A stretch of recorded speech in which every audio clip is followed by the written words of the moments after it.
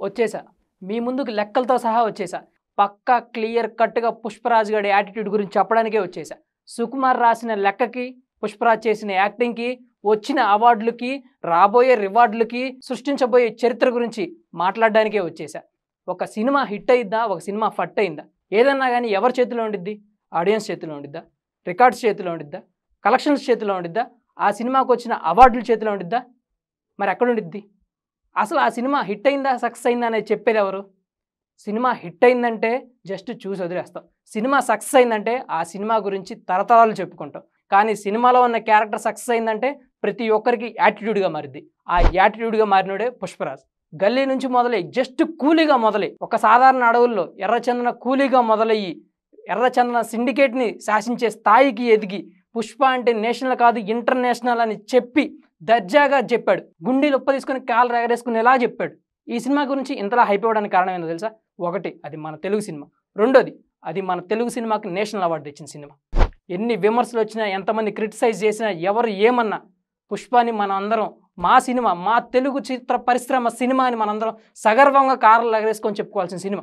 'పుష్పరాజ్' ఎక్కడి నుంచి ఎక్కడికి ఎదిగాడు, ఎక్కడి నుంచి ఏం సాధించబోతున్నాడు, పార్ట్ 2లో ఏం చెప్పబోతున్నాడు అనేది ముందే చెప్పేశాడు.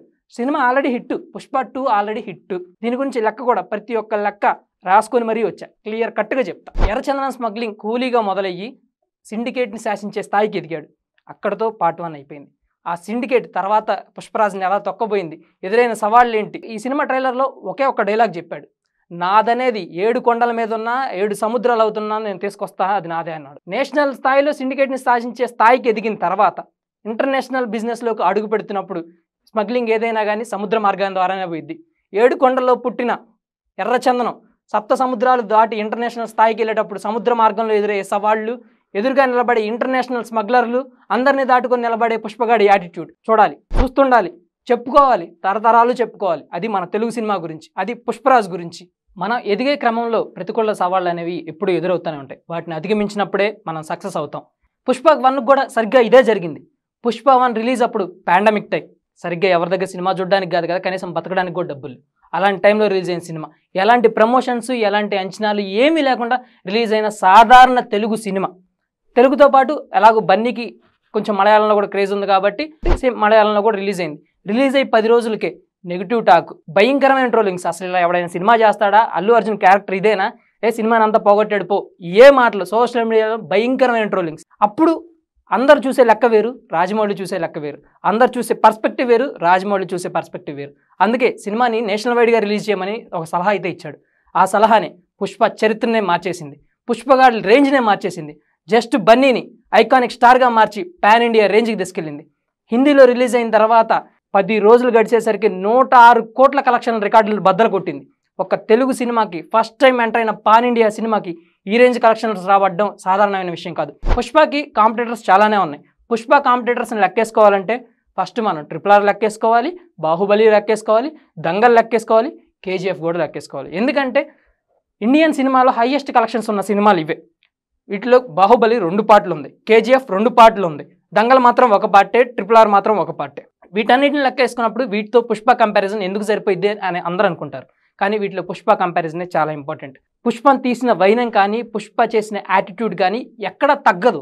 నిజంగా 'పుష్పరాజ్' చెప్పినట్టే తగ్గేదేలే. ఎందుకు తగ్గాలి? ఈ యాటిట్యూడ్ని ఎందుకు ఓన్ చేసుకోరు? కానీ నెగిటివ్ రోల్లో ఉన్న సినిమాలు హిట్ కొట్టాయని చెప్పడానికి మన దగ్గర 'KGF' ఉంది. 'KGF'కి 'పుష్పకి' లింక్ ఒకటే. ఎక్కడో సాధారణ ముంబైలో గల్లీలో పెరిగి గోల్డ్ స్మగ్లింగ్లో సిండికేట్ని శాసించే స్థాయికి ఎదిగిన 'KGF' ఒకవైపు, మరోవైపు ఎర్రచందనం స్మగ్లింగ్ సిండికేట్నిగా రాజ్యాన్ని శాసించే 'పుష్ప' ఒకవైపు. ఇద్దరివి సిమిలర్ కాంటాక్ట్స్, ఇద్దరివి సిమిలర్గానే ఉంటాయి. మన హృదయానికి హత్తుకుంటూ ఉంటాయి. ఎందుకంటే సాధారణంగా ఇవన్నీ మనం చూసుకునేవి. అల్లు రామలింగయ్య మనవడిగా నిజంగా అల్లు అర్జున్ సక్సెసే. నాడు తాత లేని సినిమాలు లేదు, ఈరోజు మనవడి గురించి చెప్పుకొని సినిమా ఇండస్ట్రీ లేదు. ఎందుకంటే నాడు అల్లు రామలింగయ్య పర్ఫార్మెన్స్ ఎలా ఉండిద్దో ఎన్టీఆర్కి, ఏఎన్ఆర్కి ఎవరైనా సరే ఎవరికైనా కాంపిటీషన్ ఇచ్చే రేంజ్లో ఉండిద్ది. ఈరోజు అల్లు అర్జున్ కూడా ఎక్కడ ఎవరికి తగ్గట్లేదు. మొన్న బాలయ్య బాబుతో ఒక మాట చెప్పాడు, నన్ను మించి ఎదిగినోడు ఇంకోడున్నాడు చూడు, అది ఎవరో కాదు, అది రేపటి నేనే. నీ కాంపిటేటర్లు ఎవరంటే నాకు నేనే కాంపిటేటర్ అని చెప్పుకున్నాడు. నీకు డ్యాన్స్లో నువ్వే తోపని నువ్వు అనుకుంటావా అంటే అవును, నాకు డ్యాన్స్లో నేనే తోపు అనుకుంటా అంటాడు. నిజంగా 'పుష్ప 1' ఇవన్నీ బతికించినాయి. పుష్ప యాటిట్యూడ్ ఏ రేంజ్కి వెళ్ళిందంటే పుష్ప అంటే నేషనల్ కాదు, పుష్ప అంటే ఇంటర్నేషనల్ అని ఎందుకు కూడా చెప్పాడో చెప్తాను. ఒక sports star world wide craze తెచ్చుకున్న డేవిడ్ వార్నర్ పుష్ప రీల్స్ చేశాడు. మన ఇండియన్ క్రికెటర్లు ఆల్మోస్ట్ అందరూ పుష్ప రీల్స్ చేశారు. ఇది కాదా సక్సెస్? ఇది కాదా పుష్ప చరిత్ర? మనం ఎదిగామంటే, మన క్యారెక్టర్ ఎదిగిందంటే దానికి తార్కాణం అదే. అయితే ఇక్కడ లెక్కల గురించి మాట్లాడాలి. పుష్ప 2 ఆల్రెడీ హిట్ అని నేను ఎందుకు అంటున్నానంటే, హయ్యెస్ట్గా చలనచిత్ర పరిశ్రమలోనే 10,200 థియేటర్లలో RRR రిలీజ్ అయింది. ఇదే ఇప్పటివరకు వరల్డ్ వైడ్గా ఉన్న రికార్డ్. 11,500 థియేటర్లలో డిసెంబర్ 5వ తారీఖున పుష్ప 2 రిలీజ్ కాబోతుంది. ఇది ఒక సక్సెస్. రెండోది, ఇప్పటి వరకు పుష్ప 2 ట్రైలర్ కలెక్ట్ చేసిన రికార్డులే ఓన్లీ థియేటర్కల్ రైట్సే 106 కోట్లు.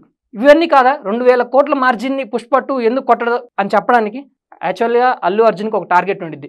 తెలుగు సినిమా పరిశ్రమకి నేషనల్ అవార్డు రాలేదు, దాన్ని రౌండప్ చేసుకొని కొట్టానని చెప్పాడు. ఇప్పుడు తెలుగు సినిమా పరిశ్రమ 2,000 కోట్ల మార్జిన్ని టచ్ చేయడానికి ఉన్న ఏకైక స్కోప్ పుష్ప 2. ఇప్పటివరకు ఓన్లీ మనం మాట్లాడుకుంది థియేటర్ రైట్స్ గురించే. ప్రమోషనల్ రైట్స్ చూసుకున్నా, దాని తర్వాత రేపు రిలీజ్ అయిన తర్వాత కలెక్షన్స్ చూసుకున్నా, శాటిలైట్ రైట్స్ చూసుకున్నా, ఓటీటీ రైట్స్ చూసుకున్నా, దాని తర్వాత ప్రమోషన్స్ కానీ, సాంగ్స్ రైట్స్ కానీ, ఇలా ఏ డిజిటల్ రైట్స్ కానీ ఏవి చూసుకున్నా కానీ ఇంచుమించుగా 1,500 కోట్లకు తగ్గేదే లేదని కనిపిస్తుంది. పుష్ప జస్ట్ ఓకే స్టోరీ బాగుంది అని టాక్ తెచ్చుకుంటే చాలు.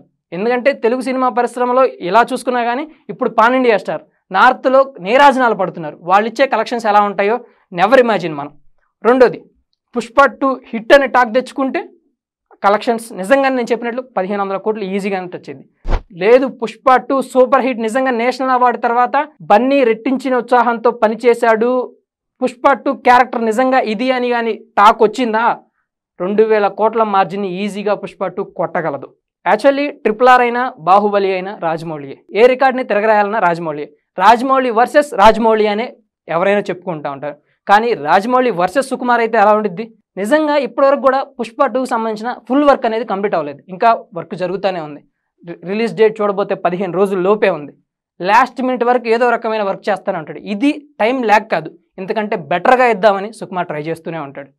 నేషనల్ అవార్డు తీసుకురావడానికి బన్నీ పాత్ర ఎంతైతే ఉందో నిజంగా సుకుమార్ పాత్ర కూడా అంతే ఉంది. ఇప్పుడు సుకుమార్ డైరెక్షన్ మీదే అందరు దృష్టి. ఎందుకంటే పుష్పని, పుష్పరాజ్ యాటిట్యూడ్ని పుష్ప 1 పార్ట్లో అందరూ చూసేశారు. సో పుష్పరాజ్ ఎలా నడుస్తాడు, పుష్పరాజ్ ఎలా యాక్ట్ చేస్తాడు, పుష్పరాజ్ ఎలా రివెంజ్ తీసుకుంటాడు అనేది అందరికీ తెలిసిపోయిన సబ్జెక్టే.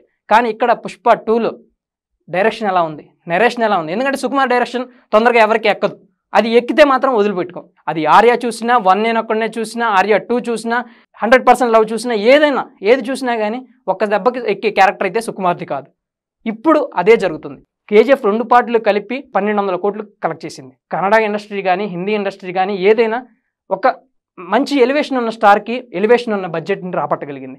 కానీ ఎలాంటి ఎలివేషన్ లేకుండా సాధారణ సినిమాగా రిలీజ్ అయ్యి నార్త్లో హైయెస్ట్ కలెక్షన్స్ రికార్డ్ చేసిన మూవీకి ఇప్పుడు పెద్ద టాస్క్. నార్త్లో మొన్న జరిగిన పాట్నాలో జరిగిన ప్రీ రిలీజ్ ఈవెంట్ చూస్తేనే మొత్తం ఇండియన్ ఫిల్మ్ ఇండస్ట్రీ పుష్ప కోసం ఎలా ఎదురు చూస్తుంది అనేది అర్థమైపోయింది. మన గడ్డ మీద మనం ఏ రోజైనా కొడతాం, కానీ పక్కనోడి గడ్డ మీద కొట్టడం అనేది పెద్ద టాస్క్. అందుకే పెద్దవాళ్ళు అన్నారు ఇంట గెలిచి రచ్చగలమన్నారు. ఇంట అల్లు అర్జున్ ఎప్పుడో గెలిచేశాడు. గంగోత్రితో మొదలయ్యి అంతకుముందు వచ్చిన సినిమాల వరకు అల్లు అర్జున్ తన క్యారెక్టర్ నిరూపించుకున్నాడు. ఫ్యామిలీ ఆడియన్స్గా చాలాసార్లు దగ్గర అయ్యాడు, మాస్ ఆడియన్స్గా చాలాసార్లు దగ్గర అయిపోయాడు. కానీ రచ్చగలవడానికి పుష్ప ఒక్కటి వేదికైంది. ఆ వేదికని సరిగ్గా యూటిలైజ్ చేసుకున్నాడు.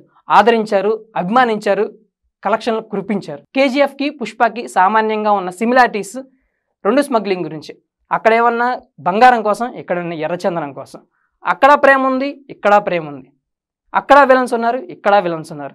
కానీ వీళ్ళు సామాన్యులుగా వచ్చి వీళ్ళందరిని తొక్కి ఎలా నిలబడ్డాడనే దానికి ఈ 2 సినిమాలు చాలా సిమిలర్గా కనిపిస్తూ ఉంటాయి. మూడోది దంగ.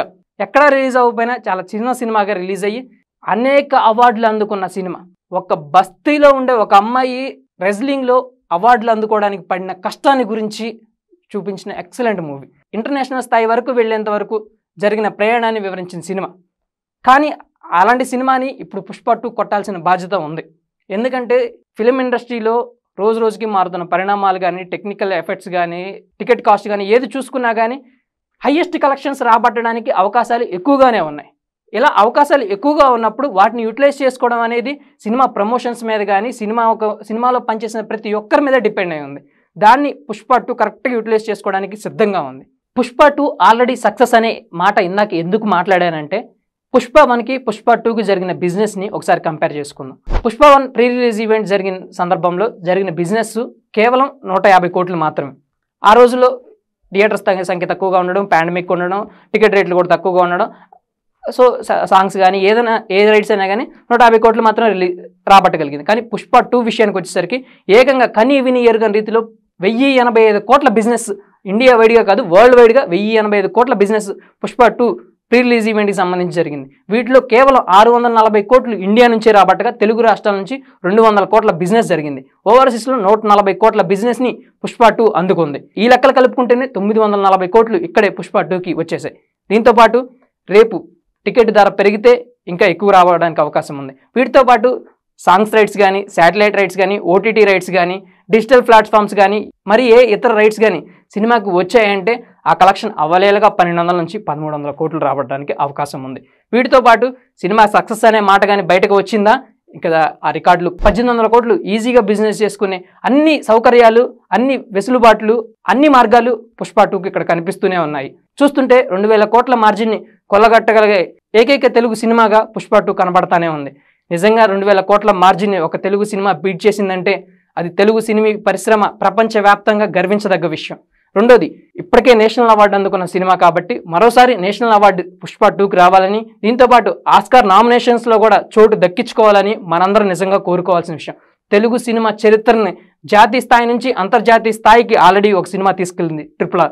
ఇప్పుడు పుష్ప 2 కూడా అంతర్జాతీయ వేదికపై పుష్ప 2 కూడా స్థానం కావాలని మనందరం కోరుకుందాం.